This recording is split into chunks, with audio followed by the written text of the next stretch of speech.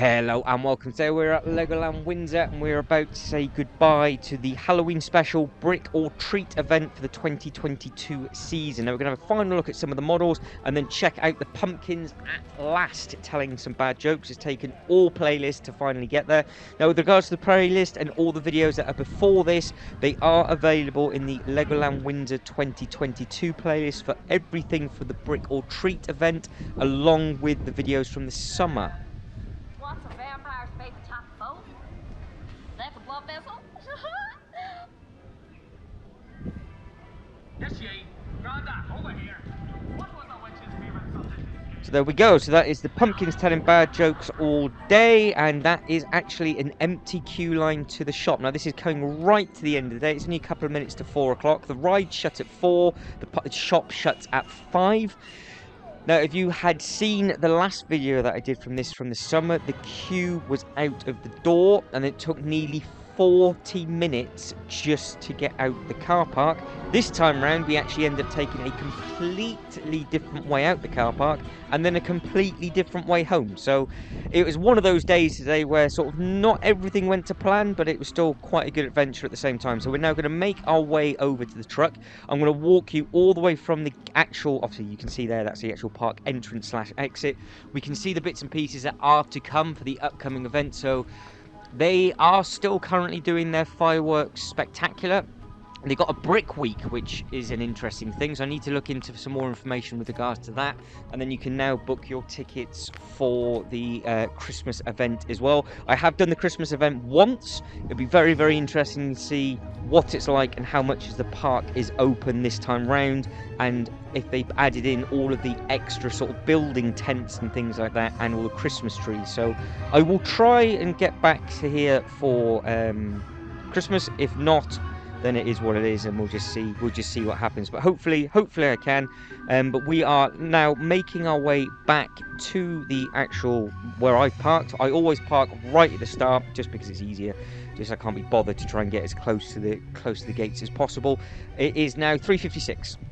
So like I said, the rides and everything shut at 4, and then the shop would shut at 5. So I wanted to get to the truck basically for 4 o'clock. To miss any traffic or to see what the traffic was like at that time, and there was literally nobody about. So I thought, right, we'll have a little bit of an explore and we can see the overflow car parks, the extra bits and pieces for the priority car park as well. Now bearing in mind the priority car park, I think currently you pay double for. So you can see if you go farther left, that is, you go further down that way, which I think I end up actually walking down. So that's good of me. I'm glad I actually was thinking of doing that. So this is like the overflow of the overflow car park down here. We've got to remember is this used to be a zoo. So the car park is absolutely massive. So you're in trouble if you turn up and all the car park is full and you have to park in here, because you know that you're going to be in for a very, very busy day. Whereas as it happened, when I turned up, the first car park, half of it was empty. It's just that people drive round this way to get closer to the entrance / So with regards to getting closer and parking in different places, for the first time when I was actually leaving, you could actually pay for parking as you left. So there was somebody there letting you pay with a little sort of wireless machine, which is the first time I've seen that, because last time was an absolute nightmare to get out, because what people were doing is they were driving to the gate not realizing you actually had to pay. So priority is like 14, I do believe, and normal parking is 8. If you pay in advance, you get it for £1 cheaper. It's something along those lines. It's all available on the website. Now, when I went to book the ticket, they gave me all sorts of different information with regards to 3 different types of fast queue and everything like that. But there was still nothing with regards to bolting on a parking. You actually had to physically find it in a sub menu. So if it doesn't pop up, people aren't going to think it's there. So that is still going to cause massive problems with trying to leave the actual park. But for the first time, there was actually somebody at the exit as you walk through, and they had a sign saying "Pay here for parking," which is the first time I've ever seen that. So hopefully now they do realise that people are getting confused with regards to actually getting out and leaving, because the new system reads your license plate and it should just raise the gate up and just spit you out super quickly, as you will see when I get there. So if you did see the last one and you were sat there eating your popcorn, watching all the traffic get stuck and wondering why it took so long to get out, it would just be because people didn't pay. And you can see how quickly I get to leave. But you don't go out the way I went out last time. So you actually have to follow the signs. There is a big arrow that says exit. Head southeast.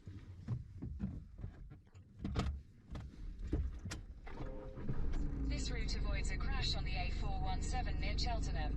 You are on the fastest route. You should reach your destination by 5:45 p.m.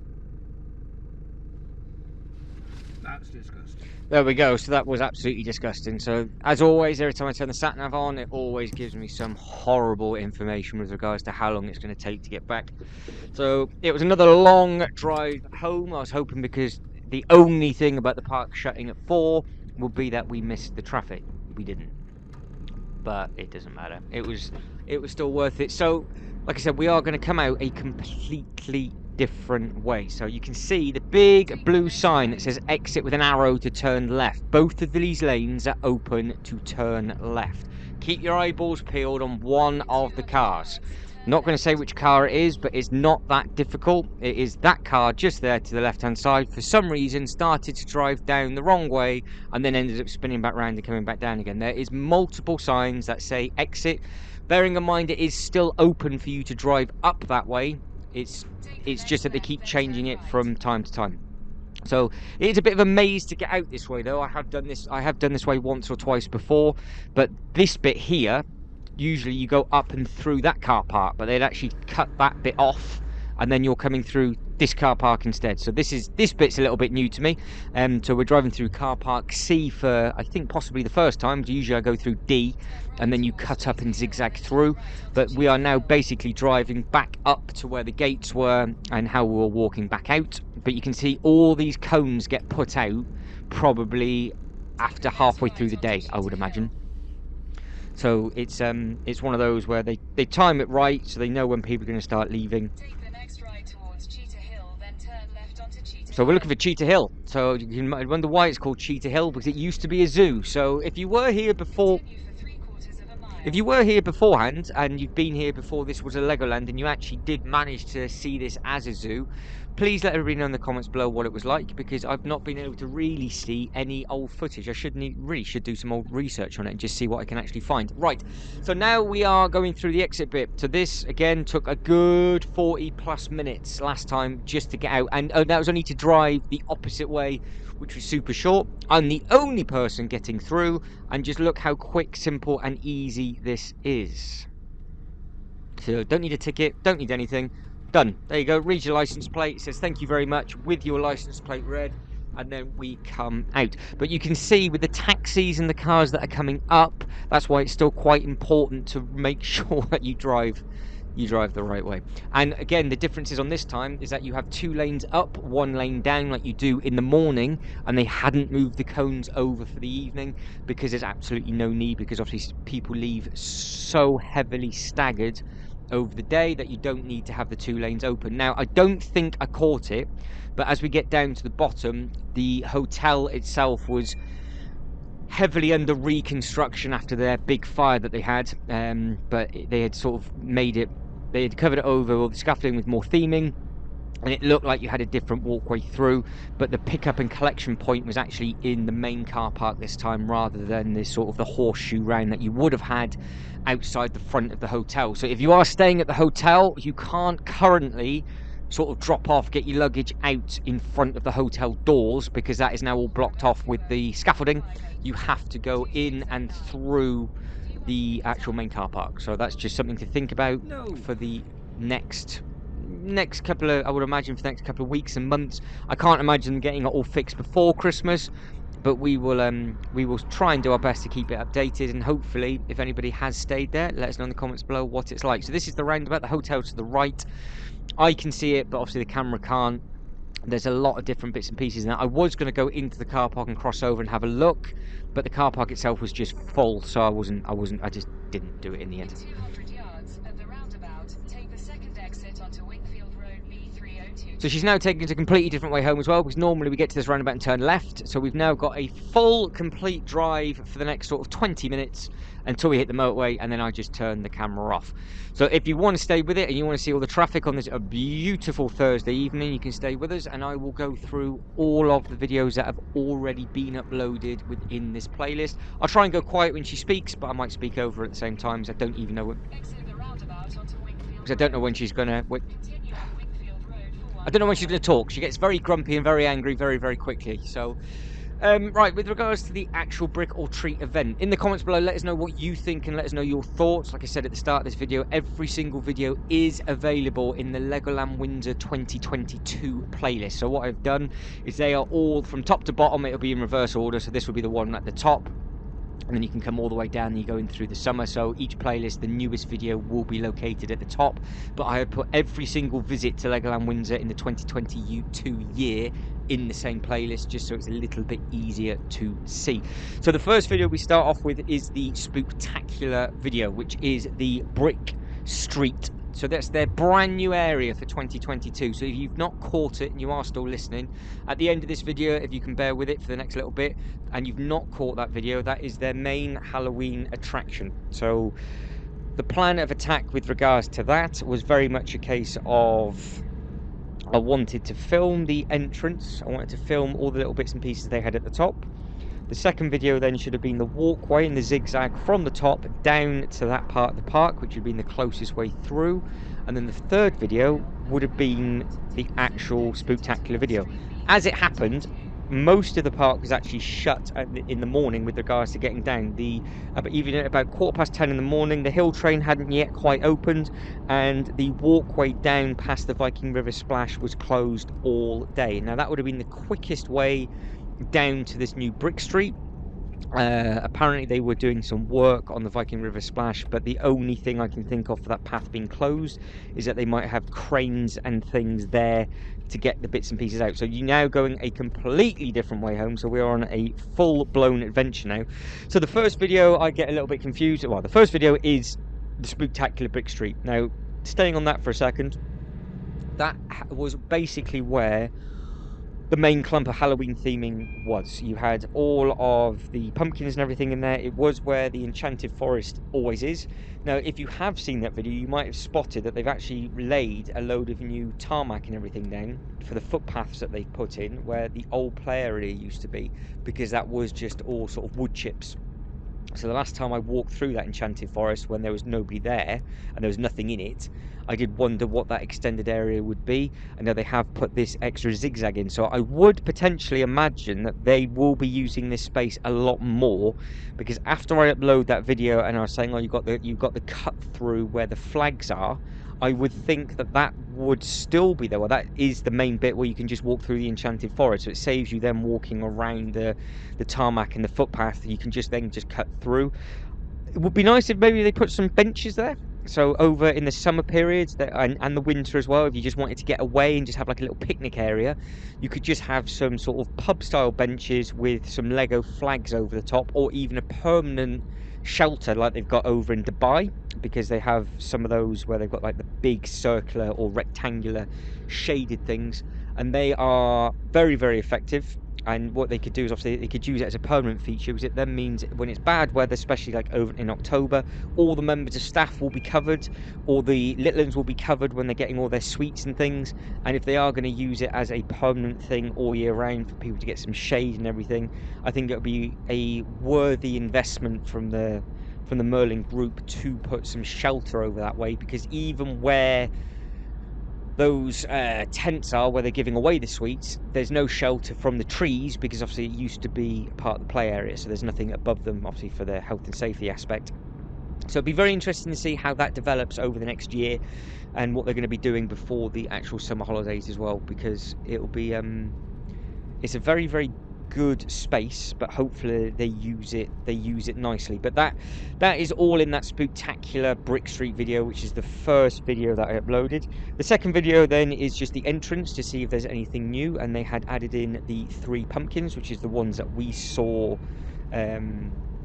as we left. They're all the singing pumpkins, but like I said, in this video it was the first time I actually managed to catch them singing. So singing and telling jokes. I don't think they had the voiceover last year. If they did, it wasn't on when I turned up last year, because I did this at a slightly different time. So Let us know what your favourite joke is and let us know if that is still working. And then at some point in this playlist there will be the big Lego shop video and the Heart Lake City shop video. They're just going to be uploaded randomly within this playlist and just sort of stagger it out a little bit.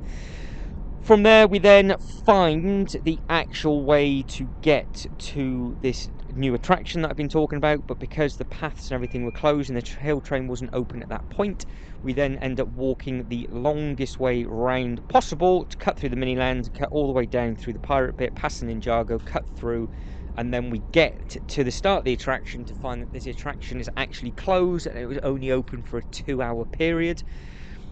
Unless the park is going to be full all the time, I can imagine it only being open limited hours because you need so many members of staff to cover the actual areas, because there was about 5 or 6 different bits. So just down in that one area when it's busy, you're going to have probably close to 10 members of staff, because you've got the 2 security zombie guards, and then you've got the one guy giving, or the girl giving out the bags, so that's 3. Then you've got somebody else that's just walking around, and then you've got so there's a lot of members of staff in such a small area, so that could play to their advantage or not, depending on obviously with staff illnesses and things like that and how it can open. But then at the same time, not all of them need to be open, so maybe in the morning they could open half of them, and the members of staff then just get redressed into a different outfit, open up the other side in case they start running low on goodies from the one and so on. So they've given themselves plenty of options with that. Now the next video, which I think is one of the better theming videos, would be the Pirates and Castle video. Now the castle itself was done very, very well. They had put loads of flags and everything across the top. They put a lot of bunting and everything around, which I thought looked very, very effective. But again, because it was such a quiet, it was so quiet, I end up walking all the way around, getting on the ride, because it's actually just quicker doing the ride and getting down the exit line than it is trying to get back out again, because it's not designed for you to walk out the opposite way. So managed to do that, and then we had a loop and a look around the pirate section. Sorry, we had a loop around the castle section, and then we went back into the pirate bit, did a full loop at that, looked at all of the models, spotted if there was anything new. The pirate falls wasn't working. We say it wasn't working, it wasn't running because of the log flume, but don't forget you are in October, so I can't imagine the water rides actually running at all now until next season, just because it is so fresh. And then we looped it back round to the start of where this monster street was. Now that is the end of video, I think, number 4. From there we then, I think, have an Ninjago adventure. Now the Ninjago adventure,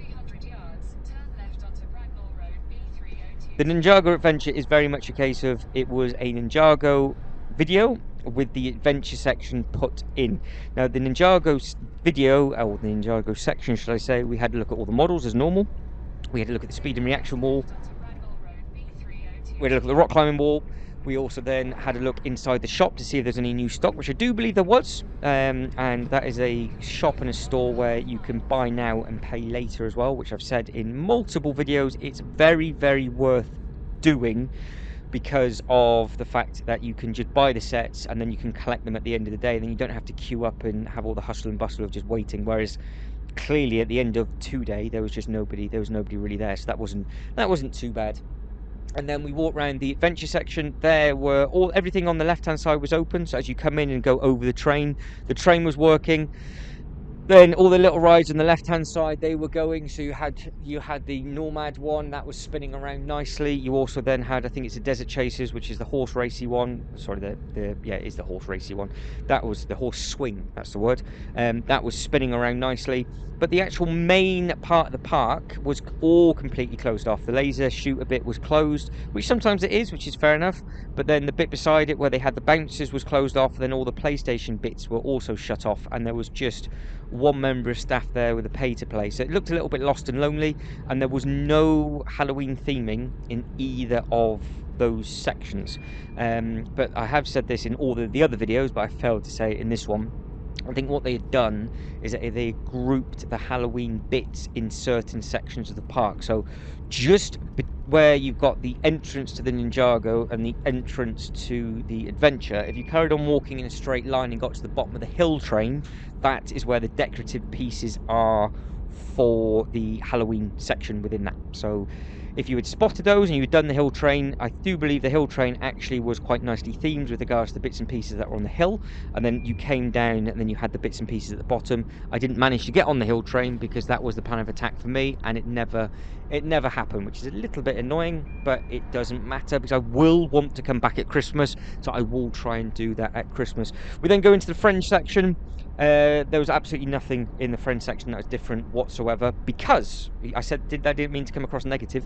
It was because it was actually all to do with the entertainment side of it. So what you visually saw that I filmed, it just looked visually exactly the same as it would have done in the summer, apart from 1 or 2 extra lighting and where it said monsters only. But they had that's where they do all of the shows at the Heart Lake City. So they put on completely special edition performances, I do believe, for Halloween, and again for the Christmas as well. So if you wanted the Halloween entertainment, the friend section is where it wanted to go, and I do believe you had a character meet and greet and a photo opportunity down there as well. But to actually see models and pumpkins and stuff, they had none of that. That it was just solely there for the entertainment side of things. But again, if you're coming in from the adventure entrance and then you go out of the other entrance / exit towards the Lego City, which is where the haunted house is, just the other side of that, so it's literally where they do all the performances and everything. So they've got all the Halloween entertainment. If you were to sit down with your hot dog or whatever, watch the entertainment, and then just go off and aim towards the haunted house, you then have to walk past all of the Halloween cutouts where the tombstones and everything used to be, and then as you go underneath the train bridge, they then have a really nice big trick-or-treat sign with a load of pumpkins and everything. Thank you. Then they're all dotted around from there. So just because they didn't actually have any on the theming ground level, they had it dotted around that bit loads. The Mythica itself, so we're going from the Friends, cutting through the Friends, going into the Mythica area. The Mythica area, I filmed both sections, so it was the Mythica and the Magical Forest. That was just identical. I am hoping that they are going to, when it gets darker, they're going to use that as more of a magical experience with lights. I would really hope to think. If not, really hoping they do that at Christmas, because when the clocks have changed for December and it's going to get dark early, especially at the weekend, because I'm going to go at a weekend, I think, and just experience what it's like later at night. We will then see if that area with all the trees and everything is going to be lit up. So fingers crossed for that one, that is going to be the case for the future. Then we have the Haunted Lake. So we loop round the lake, which I'm glad I filmed, because actually I didn't realise, because on my map it didn't show it for some reason, but on the actual main maps inside the park, you had the white skulls. So we had the orange skulls at the top, so the orange pumpkins at the top, but outside of the actual Lego Hotel, which is next door to the Castle Hotel, you had the white skulls. So perfect photo opportunity, loads of people getting their photo taken. So we wrapped it around the lake, we had a look at all the dinosaurs, we had a look at the hotels, then we had a look at the good bit of theming that was there. And then we walked through. Then the plan was to stop the video there, start the next one, and just walk straight into the haunted house, have a look at everything from the Lego City, see what that was like. And well, it went a bit wrong for a right reason, because as I went to start the next video, the train comes down. So I thought, right, I'll go into the deep sea adventure.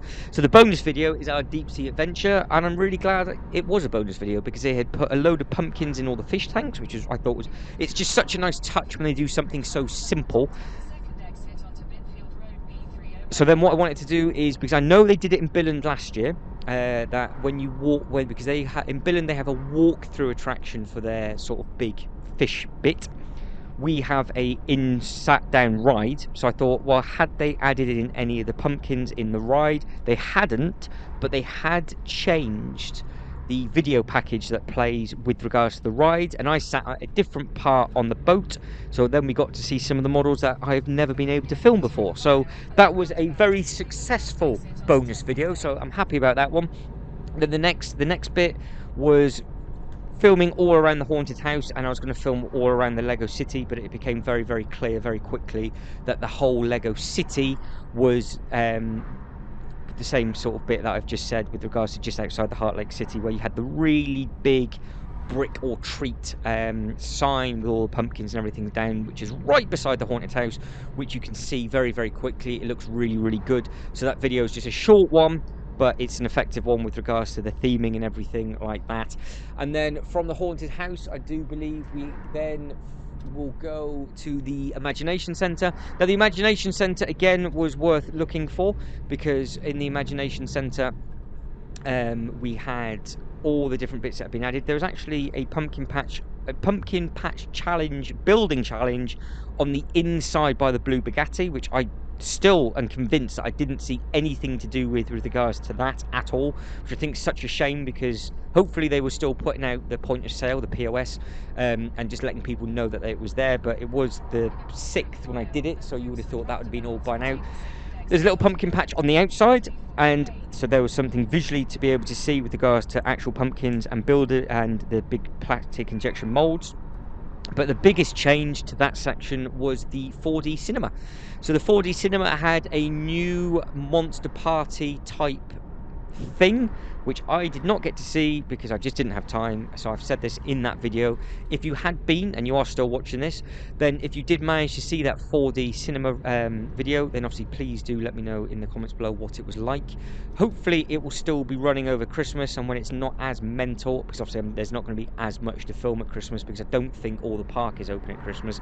If I can get back there, then we'll be able to see that. Now also, the other really interesting thing is between the Imagination Centre and the Duplo Valley is the new building work that is going to be going on. Now what they've done is they've taken away the water slides, which hadn't been used for a long time, and that plot of land is very, very steep, but it's also very, very large. Now I have said this plenty of times before the Duplo Valley was even a thing, that most of that used to be a pay-to-play massive mini golf course.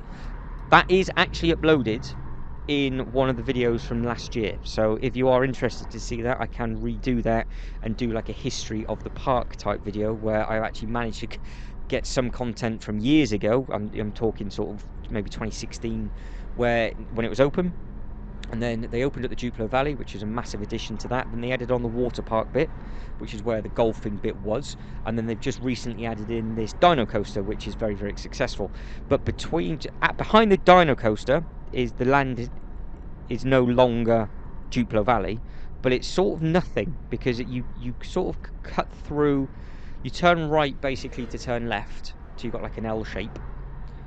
But never really known since the Duplo Valley's gone in what land that ride belonged to, because it's not part of the Imagination Centre, and you've got to walk sort of round the back of it, and it's not very easy to find if you don't know it's there, because the main loop is actually past the educational centre, and then you go down the stairs and you go into the miniland, so it's very, very easy to miss. And every time I walk through that way, there's not that many people going, so whatever they put there, obviously I can imagine it either being big, so it's easy to see on the map, and then people have multiple ways to get there already, or will they just open it up as like a big walk-through attraction and just add in some benches and just have like a loop around, and that way you can sort of horseshoe across the top to the Duplo Valley. I would love to know what it's going to be. I've heard rumours that it might be some form of a roller coaster, it might be some form of something else, but obviously there are only rumours that have been put out on social media anyway. It would be very, very interesting to know, and it's whatever they're going to do, it's very much needed, because those slides should have been ripped out years ago. Obviously it all costs money, but that area hadn't been used for a long time, but it was such a nice bit, because you could walk over like a bridge, the slides went underneath, you got a really nice view of the sections of the park and whatever was there at that time, and then you would just come up and loop round. So that is the bit that I am really intrigued to know about. And amazingly, guys, I've been talking for over half an hour already. I've completely lost track of time. There's only 4 minutes left, so I'm going to say it now. If you can like and subscribe and all that good stuff, that'd be absolutely fantastic. The other videos that are available, there is a video from the Duplo Valley. I did not film the Duplo bit because there was, again, nothing different apart from a little bit of entertainment, and that is obviously where the little baby children are, so I'm not going to be walking around there for no reason whatsoever with the camera, unless there was loads of new theming to look at, but there wasn't any at all. I did redo the actual ride, which is the Fairy Tale Brook ride, and I was hoping that there might be 1 or 2 pumpkins. There was a big pumpkin, but that pumpkin's always been there because it's part of one of the stories, so I won't spoil it too much for you, but if you want to check that video out, then obviously you are more than welcome. And like I said, I do believe that is the whole, in my head, I think we've covered and looped around the whole park, I do believe. We did not do a full park loop tour, just because there was no real need to, because it wasn't a case of, whereas last year you could have gone to a land and gone to like a spooky tent, and then you would have then had a clue to then go to another spooky tent where it's like a big game. This time it was all in the Monster Street in the very first video. Now, games, the Miniland video, which would have been uploaded, all going well, on Halloween day. So if this video has been uploaded before Halloween day itself, there is still 1 more video to come. If this is now after Halloween, then this is officially the very last video. What did you guys think of the game? Now, last year, I'm sure they had more spooky monsters put in, and I saw, before I left to come to Legoland Windsor, a photo of Legoland Billund and their Miniland, and I think just in one photo they had more figures in that photo than they had in the whole of the Legoland Windsor Miniland, which is such a shame, because the game was to spell a word this time rather than looking for the sort of the critters, which is absolutely fine. But I spoke to 3 different members of staff down in the Miniland section. 2 of them could not confirm if all the words for the game had been put in. Bearing in mind this was the 6th of October and the game should have started on the 1st. And the 3rd person that I spoke to told me that all of the letters were confirmed, but he didn't know how many letters they were because he hadn't been told where they'd been placed. So it was a little bit annoying, because I have absolutely no idea if we actually managed to finish it. And obviously when you're looking for stuff, you would then look super hard for all the words, so you don't want to be wasting your time in an area, especially when the park is only open till 4. But I think we managed to do it. Fingers crossed we managed to spell it. As the time of me doing this voiceover, I've not actually done the voiceover to the Miniland section, so I couldn't tell you what that word was. But fingers crossed we did actually manage to nail it. But what I can confirm is, before I did this voiceover, I have booked my flight and hotel to get over to Legoland Billund, and I will be spending Halloween Eve at the Lego house in Billund. Now, I cannot wait. So that is going to be super exciting. Again, it's going to be very long. It's going to be a super early flight, but I'll document everything from basically landing to when I'm coming back again. But the amazing thing is that the Legoland, which I'm going to be going to on the first day, does not close until 9 PM at night, so I will get to walk around at night and soak it all in, which I've been wanting to do for literally a year and 2 weeks. Because when I was there last time, I walked back at the weekend and saw that when the park was dark, because I must have come back on either a Saturday or a Sunday when it was open slightly later, you could see all of the lighting and loads of people still in there with all the spooky music and everything playing. But because I went on the Friday, the park shut at like 5 o'clock, so I didn't get to experience it in the evening. So really looking forward to sharing those videos with you guys. Hopefully you've enjoyed this playlist. In the comments below, let me know what you think of the whole Brick or Treat event.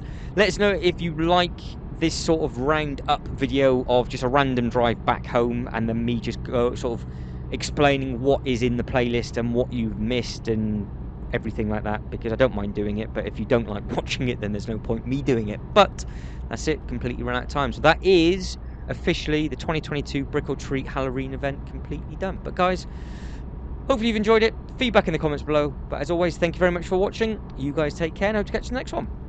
Ta-da.